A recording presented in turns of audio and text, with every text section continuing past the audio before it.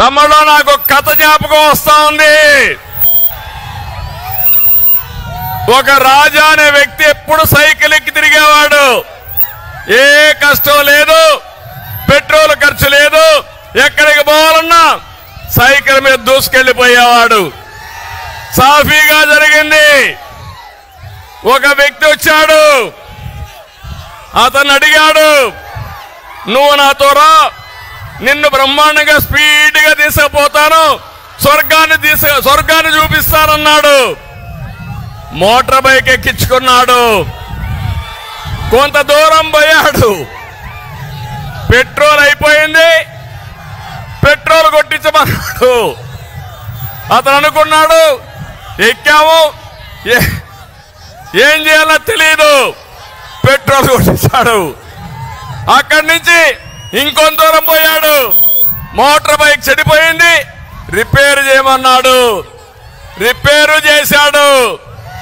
ఇంకొంత దూరం పోయాడు, చీకటి పడింది, మోటార్ బైక్ నిలబెట్టి ఒళ్ళుపై నుండి అన్ని కూడా దోచుకొని పారిపోయాడు. అంటే మీరు గుర్తుపెట్టుకోవాలి, ఈరోజు ఈ ప్రభుత్వం మీకేం చెప్పింది? కరెంటు ఛార్జీలు పెంచమని చెప్పారా లేదా? పెట్రోల్ డీజిల్ పెంచమని చెప్పారా లేదా? నిత్యావసర వస్తువుల ధరలు పెంచమని చెప్పారా లేదా? అదే జరిగింది. పెట్రోల్ పోయించడం అంటే పన్నులు వేయడం, రిపేర్లు చేయించడం అంటే ఎక్కడికక్కడ ఇష్టానుసారంగా అన్ని విధాలుగా దోచేయడం. మూడోది, రాష్ట్రాన్నే విధ్వంసం చేశాడు. ఈ విషయం మీరు గుర్తుపెట్టుకోవాలి. ఈ రోజు ఈ జిల్లాలో ఏ రోడ్డైనా బాగుందా తమ్ముళ్ళు అని మిమ్మల్ని అడుగుతున్నా. ఏ కాలువైనా పూడికి తీశారా అని మిమ్మల్ని అడుగుతున్నా.